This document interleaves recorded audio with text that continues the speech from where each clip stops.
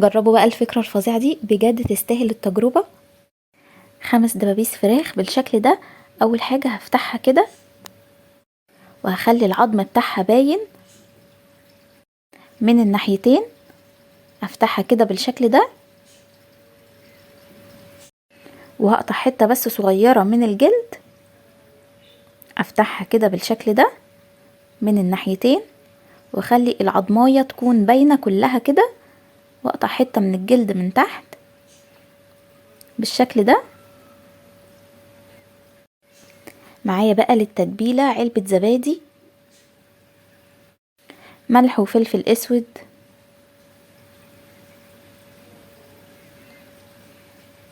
كمان بهارات فراخ، بهارات مشكلة اللي هو ال11 بهار لو موجود عندك، لو مش موجود عندك تقدري تستغني عنه. حطيت كمان توم باودر وبصل باودر وبابريكا،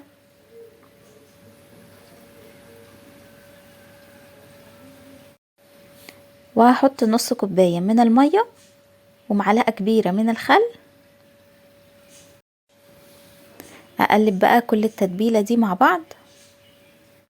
التتبيلة بقى دي هتخلي طعم الفراخ في حتة تانية خالص، بجد هتدي طعم جميل جدا للفراخ. بعد بقى ما قلبت التتبيلة كلها مع بعض، اتبل الفراخ كويس جدا. مكان الفتحات اللي انا عملتها كده اتبلها كويس قوي عشان طعم الفراخ يبقى متشرب بالتتبيلة وطعمها لذيذ جدا بالتتبيلة دي. بعد ما هتبلها هسيبها نص ساعة بس في التتبيلة. الطريقة دي سهلة وسريعة ومش هتاخد معاكي وقت خالص. تبلت بقى كده كل الدبابيس بالشكل ده وهسيبها نص ساعة في التتبيلة دي. بعد كده معايا طبق فيه مية من الحنفية ما فيهوش اي اضافات تانية، وطبق تاني هحط فيها كوباية من الدقيق ومعلقتين من النشا، وهضيف نفس التوابل اللي انا حطيتهم في تتبيلة الفراخ، ملح وفلفل اسود وال11 بهار وبهارات فراخ. وحطيت هنا بس زودت كركم، معلقة صغيرة من الكركم، ورشة بابريكا وال11 بهار وتوم باودر وبصل باودر. كركم هنا هيديني لون حلو جدا للفراخ. قلبت بقى كل ده مع بعض. بعد كده هطلع الفراخ من التتبيلة احطها في الدقيق، اغلفها كده بالدقيق. بعد كده هطلعها من الدقيق على المية، هنزلها بس كده في المية واطلعها تاني على طول. بعد كده ارجعها للدقيق تاني، اغلفها كويس واديها بقى تنفيضة عشان تديني كده ايه شكل الكريسبي زي اللي احنا بنجيبها من بره. والخطوة دي نعملها يعني واحنا خلاص هنحمرها على طول وقت الاكل، عشان بس الكفر اللي احنا هنعمله بالدقيق ما يعجنش مننا. يعني انا هعملها كده على طول واحمرها في نفس الوقت.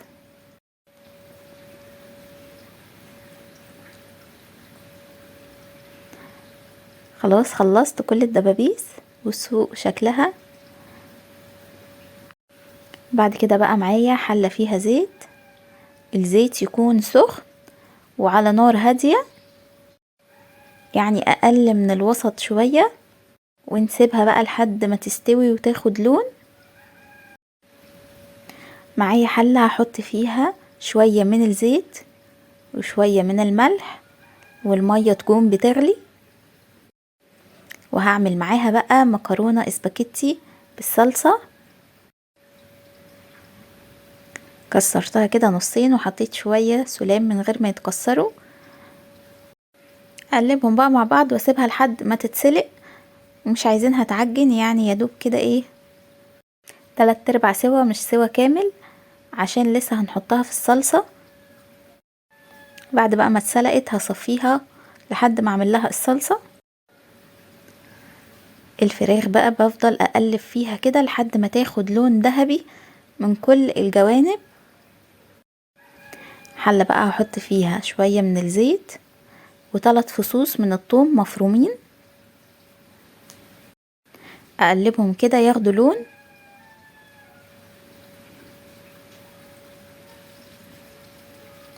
اول ما هياخدوا لون هنزل عليهم بمعلقة كبيرة من الخل ومعلقة صلصة، احط نص كوباية من المية،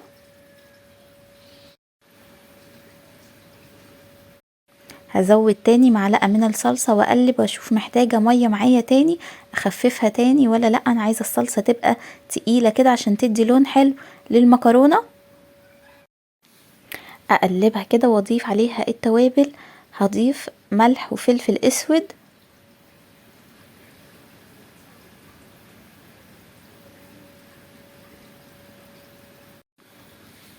بس مش هضيف معاهم اي توابل تاني، هو ملح وفلفل اسود.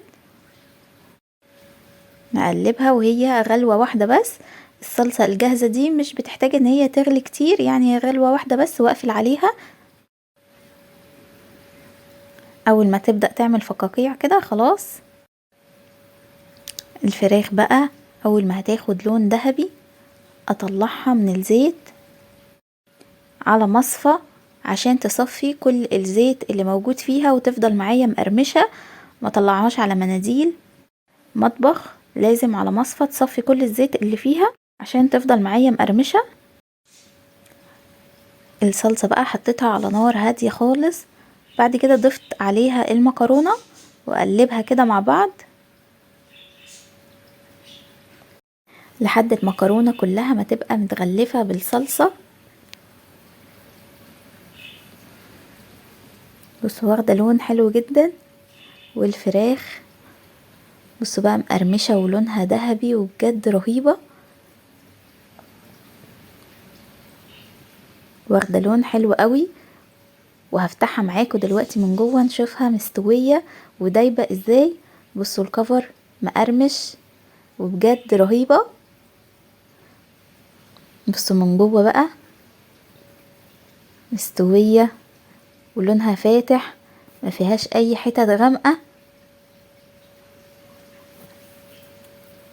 والتتبيلة مدياها طعم حلو جدا.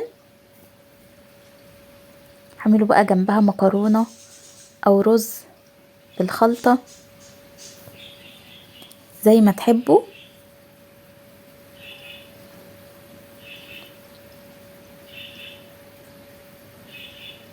بس المكرونة بجد رهيبة، والفراخ واخده لون ذهبي وجميل ومستوية من جوه. تتبيلة مدية طعم الفراخ، مدياها طعم بجد رهيب. ما خدتش معايا وقت خالص، يعني انا ما سبتهاش في التتبيلة غير بس نص ساعة، واخده طعم حلو ولون ذهبي. جربوها قولي ايه رأيكم فيها. ما تنسوش تحطوا لي لايك، لو لسه ما اشتركتوش في القناة تشتركوا، اكتبوا لي تعليق قولوا لي ايه رأيكم فيها. جربوها، متأكدة ان هي هتعجبكم.